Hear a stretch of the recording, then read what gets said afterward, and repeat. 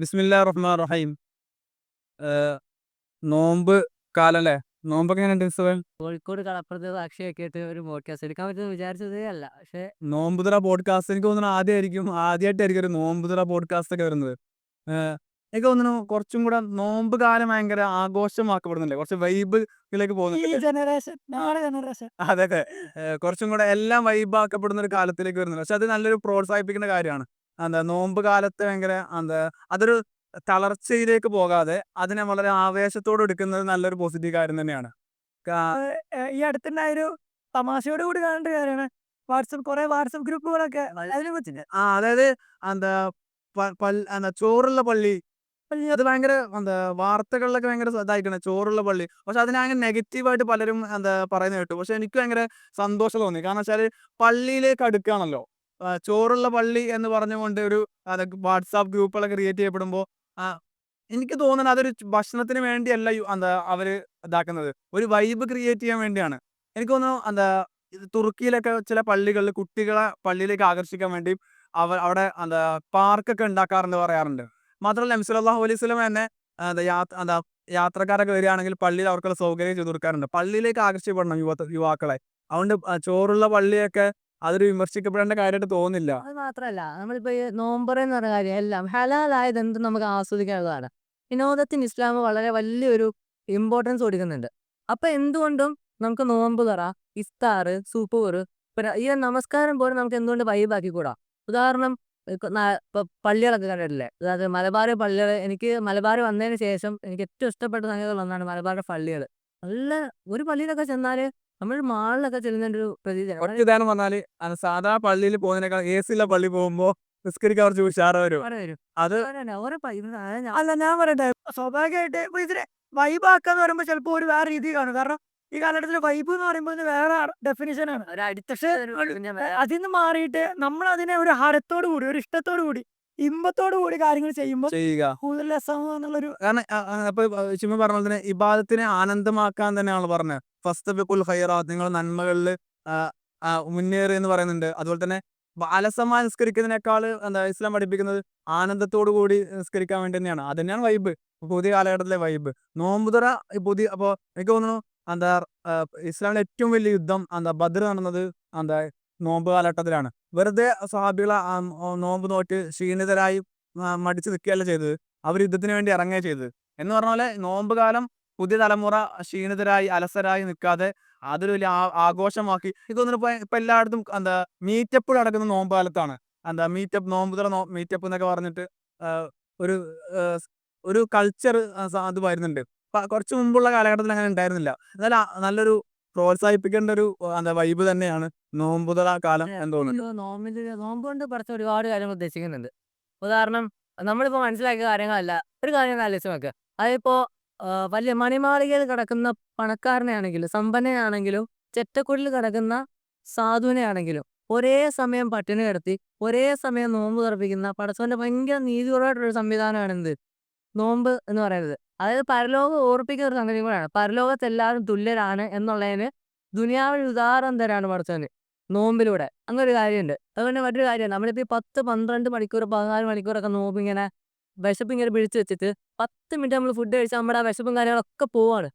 അപ്പൊ ഒന്ന് ആലോചിച്ച് നോക്ക്, ദുനിയാവ് എത്രത്തോളം ടെമ്പററി ആണെന്ന്. അതായത് സന്തോഷമാണെങ്കിലും ദുഃഖമാണെങ്കിലും അല്ല, അതിന് നോമ്പിനെ ഭക്ഷണം പിടിച്ചു വെക്കുക എന്നുള്ള ഒറ്റത് മാത്രമല്ലല്ലോ. അത്രല്ല, അപ്പോ പല കാര്യങ്ങളും ഫീലിങ്സ് പിടിച്ചേക്കുന്നുണ്ട്. പല ഫീലിങ്സും നമുക്ക് ഒതുക്കാൻ വേണ്ടി നമ്മോട് പറഞ്ഞത് എന്തിനാ?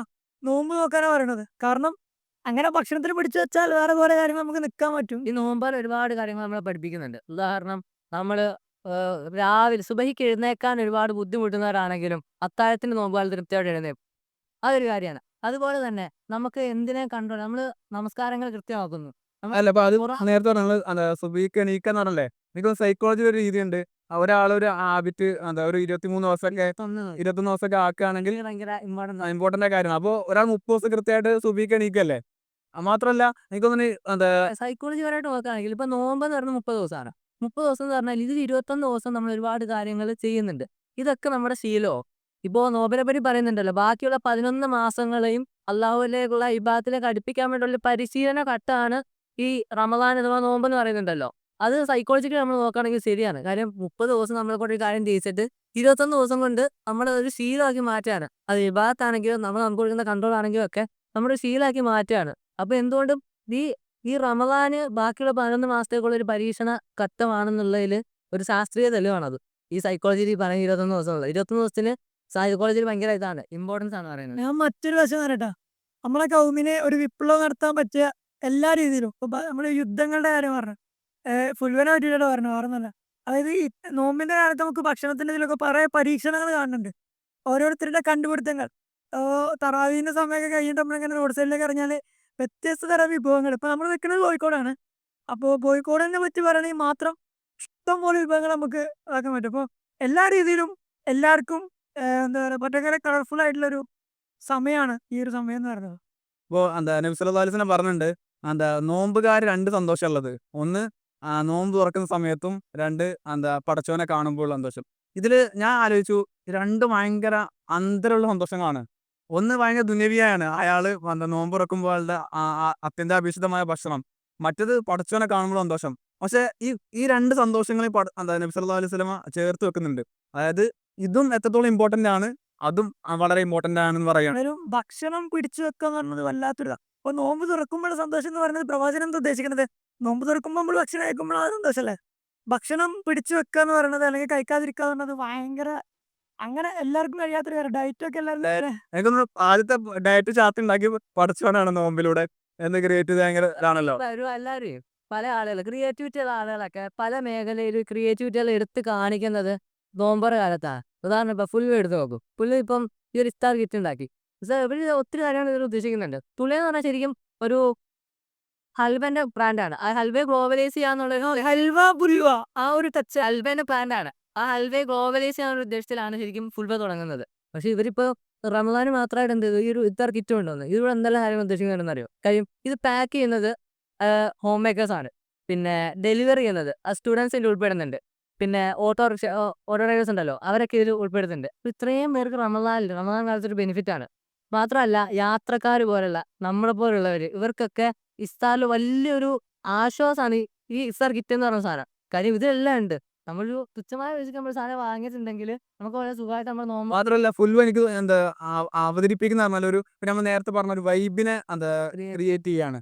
അതായത് എവിടെ ഇരുന്ന് ഇപ്പൊ ഇതുപോലെ ബീച്ചിൽ ഇരുന്നൊക്കെ നല്ല രസത്തിലാണ് സൂര്യാസ്തമയം കണ്ടുകൊണ്ട് ബീച്ചിൽ നേരിട്ടുകൊണ്ട് അത് അവതരിപ്പിക്കുന്ന ഇങ്ങനെ ക്രിയേറ്റ് വളരെ വൈബോട് കൂടി നോമ്പുറക്കാൻ ഫുൾ ഒരു സഹായകമാണ്. ഉണ്ട്. അപ്പം അവര് ബിസിനസ് മാത്രമല്ല ഉദ്ദേശിക്കുന്നത്, ഒരുപാട് പേർക്ക് ബെനിഫിറ്റ് വൈബ് ക്രിയേറ്റ് ചെയ്യുക. അതെ, അതായത് ഫുൽവ എനിക്ക് തോന്നുന്നു ആണ് സാധനം. ഫുൽവയുടെ ഈ നോമ്പുതുറ വളരെ കഴിഞ്ഞ വർഷം സ്റ്റാർട്ട് ചെയ്താണ്. ഈ ഒറ്റ വർഷം കൊണ്ട് തന്നെ കുറെ അധികം രാജ്യങ്ങളിലേക്ക് എത്തണമെങ്കിൽ ചെറിയ അവർ പഠിപ്പിക്കുന്ന ഒരു കാര്യമുണ്ട്. ചെറിയ സ്റ്റാർട്ടപ്പുകൾ, ചെറിയ ചെറിയ പദ്ധതികൾ തന്നെ നമ്മൾ ചായ കുടിക്കാൻ പോകുമ്പോൾ നമ്മളൊരു ബിസിനസ് ഐഡിയ പറയല്ലോ, അതുപോലൊരു ഐഡിയാണ് ഫുൽവ.